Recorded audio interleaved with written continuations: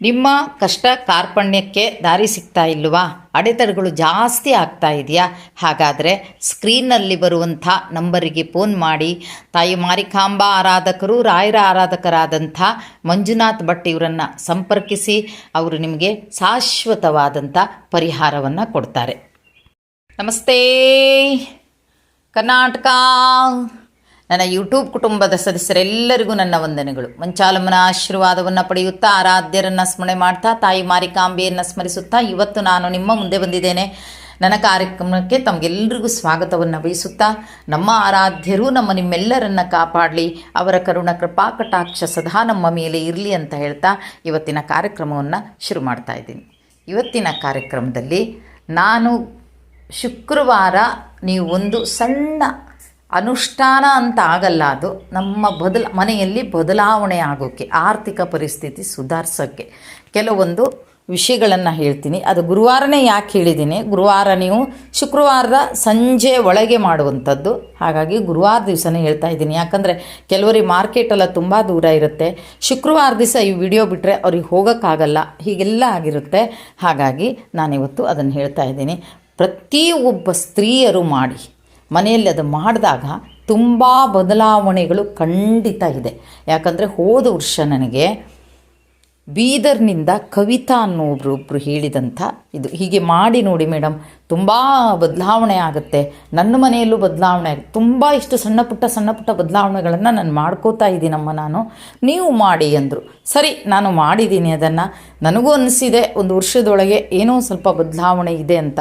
ಹಾಗಾಗಿ ತಾವು ಅದನ್ನು ಮಾಡಬೇಕು. ಏನು ಮಾಡಬೇಕು ಅಂದರೆ ಇದಕ್ಕೆ ಏನೂ ಇಲ್ಲ, ನೀವು ಶುಕ್ರವಾರ ದಿವಸನೇ ತರಬೇಕು.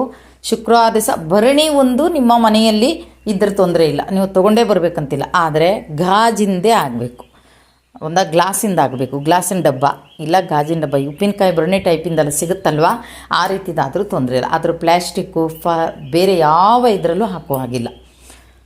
ಇಲ್ಲ ಒಮ್ಮೆ ತೊಗೊಂಡು ಬನ್ನಿ, ಸಣ್ಣದು ತೊಗೊಂಡು ಬಂದರೂ ಸಾಕು. ಆದರೆ ನಾವು ಹೇಳಿದಂಥ ವಸ್ತು ಅದರೊಳಗೆ ಹೋಗಬೇಕು, ಅಷ್ಟು ದೊಡ್ಡದನ್ನು ತೊಗೊಂಡು ಬನ್ನಿ ಸಾಕು. ಅದಕ್ಕೆ ಅದು ಶುಕ್ರವಾರ ದಿವಸ ನೀವು ಮಾರ್ಕೆಟಿಗೆ ಹೋಗಿ 9 ಅರಿಶಿಣದ ಕೊಂಬು, 9 ಬಟ್ಟಲಡಿಕೆ, 9 ರೂಪಾಯಿ, 1 ರೂಪಾಯಿ ಕಾಯಿನ್ ಆಗಬೇಕು. ನೀವು 2 ರೂಪಾಯಿ ಕಾಯಿನು, 1 ರೂಪಾಯಿ ಕಾಯಿನ್ ಹಾಕ್ರೆ ಆಗಲ್ಲ, ಎಲ್ಲದೂ 1 ರೂಪಾಯಿ ಆಗಬೇಕು, 9 ಆಗಬೇಕು. ಅದು 9, ಇದೊಂಬತ್ತು, ಇದೊಂಬತ್ತು, ಇದು ಮೂರನ್ನು ನೀವು ಮನೆಗೆ ತಂದು ಆ ದಿನ ಸಂಜೆಯ ಒಳಗೆ, ಶುಕ್ರವಾರದ ಸಂಜೆಯ ಒಳಗೆ ನೀವು ಅದನ್ನು ಹಳದಿ ಬಟ್ಟೆಯಲ್ಲಿ ಹಾಕಿ ಕಟ್ಟಬೇಕು. ಹಳದಿ ಬಟ್ಟೆಯಲ್ಲಿ ಹಾಕಿ ಕಟ್ಟಬೇಕು. ಮನಸ್ಸಲ್ಲಿ ಪ್ರಾರ್ಥನೆ ಮಾಡ್ಕೊಳ್ಳಿ, ಅವಳು ಮಹಾಲಕ್ಷ್ಮಿಯ ರೂಪ, ಎಲ್ಲದೂ ಮಹಾಲಕ್ಷ್ಮಿಯ ರೂಪ. ಇನ್ಮೇಲೆ ನನ್ನ ಮನೆಯಲ್ಲಿ ಆರ್ಥಿಕ ಪರಿಸ್ಥಿತಿ ಸುಧಾರಿಸಬೇಕು ತಾಯಿ, ನನಗೆ ಆಶೀರ್ವಾದ ಮಾಡು, ನಿನ್ನನ್ನು ಈ ರೀತಿಯಾಗಿ ಮಾಡ್ತಾ ಇದ್ದೀನಿ ಅಂಥೇಳಿ ಆ ತಾಯಿ ಹತ್ರ ಆಶೀರ್ವಾದ ತಗೊಂಡು ಆಮೇಲೆ ಆವತ್ತೇ ಉಪ್ಪು ತರಬೇಕು. ನೀವು ಆವತ್ತು ಉಪ್ಪನ್ನು ತಂದು ಆ ಭರಣಿ ಏನಿದೆ, ಭರಣಿಯೊಳಗೆ ಹಳದಿ ಕಲ್ಲರಿಂದ ನೀವೇನು ಕಟ್ಟಿರ್ತೀರಿ ಅದನ್ನು ಭರಣಿಯೊಳಗೆ ಹಾಕಿ ಆಮೇಲೆ ಉಪ್ಪನ್ನು ತುಂಬಿದ ನಂತರ ಅದಕ್ಕೆ ಮುಚ್ಚಳ ಹಾಕಿ. ಆದರೆ ಇನ್ನೊಂದು ಸೀಕ್ರೆಟ್ ಏನು ಅಂದರೆ, ಅದು ನೀವು ಎಲ್ಲೆಲ್ಲಿ ಇಡುವ ಹಾಗಿಲ್ಲ, ಗ್ಯಾಸ್ಗಿಂತ ನಿಮ್ಮ ಬಲಭಾಗದಲ್ಲಿ ಅದನ್ನು ಇಟ್ಕೋಬೇಕು. ಗ್ಯಾಸ್ ಹತ್ರ ನಿಮ್ಮ ಬಲಭಾಗದಲ್ಲಿ ಇಟ್ಕೋಬೇಕು. ನೀವು ಅದನ್ನು ತೆಗೆಯುವಂಥ ಸಂದರ್ಭದಲ್ಲಿ ಬಲಗೈಯಲ್ಲೇ ತೆಗೆಯುವ ಹಾಗಿರಬೇಕು, ಎಡಗೈಯಲ್ಲಿ ತೆಗೆದುಬಿಟ್ಟು ಬಲಗೈಯಲ್ಲಿ ತೆಗೆಯುವುದಲ್ಲ. ಹಾಗಾಗಿ ಅದನ್ನು ಆ ಕಡೆ ಇಟ್ಕೊಳ್ಳಿ, ನೆನ್ಪಿಟ್ಕೊಳ್ಳಿ. ಹಳದಿ ಬಟ್ಟೆ ಒಂದು ಆಗಬೇಕು, 9 ಅರಿಶಿಣ ಕೊಂಬು, 9 ಕಾಯಿನು, 1 ರೂಪಾಯಿ ಕಾಯಿನು, 9 ಬಟ್ಲಡಿಕೆ, ಇಷ್ಟನ್ನು ಹಾಕಿ ಅಲ್ಲಿ ಇಡಿ. ನಿಮಗೆ ಖಂಡಿತವಾಗಿಯೂ ಬದಲಾವಣೆ ಕಂಡೇ ಕಾಣ್ತೀರಿ. ಇದು ನಾನು ಮಾಡಿದ್ದನ್ನು ನಾನು ನಿಮಗೆ ಹೇಳ್ತಾ ಇದ್ದೀನಿ, ಖಂಡಿತವಾಗಿಯೂ ಬದಲಾವಣೆ ಆಗುತ್ತೆ. ಹಾಗಾಗಿ ತಾವೆಲ್ಲರೂ ಮಾಡಿ ಅದನ್ನು. ನನ್ನೊಬ್ಬಳಲ್ಲಿ ಬದಲಾವಣೆ ಆದರೆ ಆಗಲಿಲ್ಲ, ಪ್ರತಿಯೊಬ್ಬರಲ್ಲೂ ಈ ಬದಲಾವಣೆ ಆಗಬೇಕು. ಇದಕ್ಕೇನು ಸಾವಿರಾರು ರೂಪಾಯಿ ಖರ್ಚಿಲ್ಲ, ಸ್ವಲ್ಪ ಖರ್ಚಾಗ್ಬೋದು. ಅಮ್ಮಮ್ಮ ಅಂದರೆ ಭರಣಿ ಇಲ್ಲ ಅನ್ನೋರಿಗೆ, ಗ್ಲಾಸ್ ಬಾಟ್ಲಿ ಇಲ್ಲ ಅನ್ನೋರಿಗೆ ಒಂದು 400-500 ರೂಪಾಯಿ ಖರ್ಚಾಗಬಹುದೇನೋ. 400-500 ಖರ್ಚಾಗಲ್ಲ, ಯಾಕಂದರೆ ಒಂದು ಭರಣಿಗೆ ಒಂದು 300 ರೂಪಾಯಿ ಇರುತ್ತೆ. ಇದೊಂದು 50 ರೂಪಾಯಿಗೆ ಸಿಗುವಂಥ ವಸ್ತುಗಳಿವೆಲ್ಲ. ಹಾಗಾಗಿ ದಯವಿಟ್ಟು ಇದನ್ನು ಮಾಡ್ಕೊಳ್ಳಿ. ಮಾಡಿಕೊಂಡಾಗ ನಿಮಗೇ ಗೊತ್ತಾಗುತ್ತೆ. ಆ ಒಲ್ಲದ ಮನಸ್ಸಿಂದ ಮಾಡಬೇಡಿ.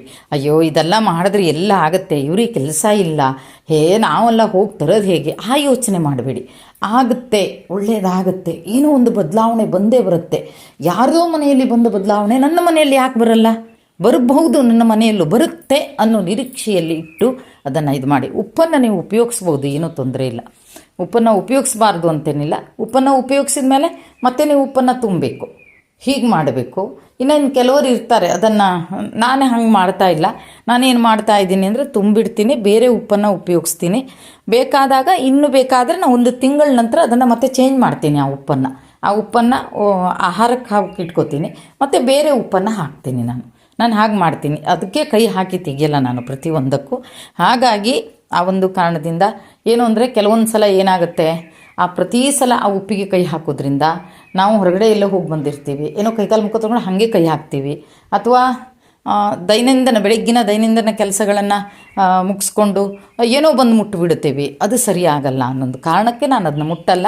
ಅದರ ಬದಲಿ ನಾನೇನು ಮಾಡ್ತೀನಿ, ಅದನ್ನು 1 ತಿಂಗಳ ನಂತರ ಚೇಂಜ್ ಮಾಡ್ತೀನಿ. ಆವಾಗ ಅದನ್ನು ಬೇರೆ ಡಬ್ಬಿಗೆ ಹಾಕಿಟ್ಕೋತೀನಿ. ಹಾಕಿಟ್ಕೊಂಡು ಮತ್ತೆ ಅದಕ್ಕೆ ಹೊಸ ಉಪ್ಪನ್ನು ತುಂಬ್ತೀನಿ. ಹಾಗಾಗಿ ದಯವಿಟ್ಟು ಇದನ್ನು ಮಾಡ್ಕೊಳ್ಳಿ. ನಾನು ಹಿಂದೆ ಒಂದು ಸಲ ಹೇಳಿದ್ದೆ ನಿಮಗೆ, ಉಪ್ಪಿನ ಬಗ್ಗೆ ಹೇಳಿದ್ದೆ. ಶುಕ್ರವಾರನೇ ಉಪ್ಪನ್ನು ತೊಗೊಂಡು ಬನ್ನಿ, ಅದು ಅಮಾವಾಸ್ಯೆ ನಂತರ ಸಿಗುವಂಥ ಶುಕ್ರವಾರ ಅಂತ. ಅದರಲ್ಲೂ ಮಹಾಲಕ್ಷ್ಮಿ ಸ್ವಲ್ಪ ಒಲಿತಾಳೆ ನಮಗೆ. ಹಾಗಾಗಿ ತಾವು ಪ್ರತಿಯೊಬ್ಬರು ಇದನ್ನು ಮಾಡಿ ಸುಧಾರಣೆ ಆಗೋಣ. ಪ್ರತಿಯೊಬ್ಬರು ಸುಧಾರಣೆ ಆಗೋಣ. ನಾವು ಒಬ್ಬಳೇ ಸುಧಾರಣೆ ಆಗಬೇಕು, ಮತ್ತೊಬ್ಬರು ಆಗಬಾರ್ದು ಅನ್ನೋ ಹೊಟ್ಟೆ ಕಿಚ್ಚಬೇಡ. ಇದ್ರ ಬದಲಿಗೆ ಇಷ್ಟಾದರೂ ಮಾಡಿದ್ರೆ, ಎಷ್ಟೋ ಜನರು ಪಾಪ ಇಷ್ಟು ಮಾಡಿದ್ರಾದರೂ ಸಾಕೇನೋ ದೇವರೇ ಅಂದ್ಕೊಳ್ಳೋರಿದ್ದಾರೆ. ಹಾಗಾಗಿ ಪ್ರತಿಯೊಬ್ಬರು ಇದನ್ನು ಮಾಡಿ ಅಂತ ಇವತ್ತು ನಿಮಗೆ ತಿಳಿಸ್ತಾ ಇದ್ದೀನಿ. ಇಷ್ಟು ಹೇಳಿ ನನ್ನ ಕಾರ್ಯಕ್ರಮವನ್ನು ಇಲ್ಲಿಗೆ ಮುಗಿಸ್ತಾ ಇದ್ದೀನಿ. ಜೈ ಕರ್ನಾಟಕ ಮಾತೆ.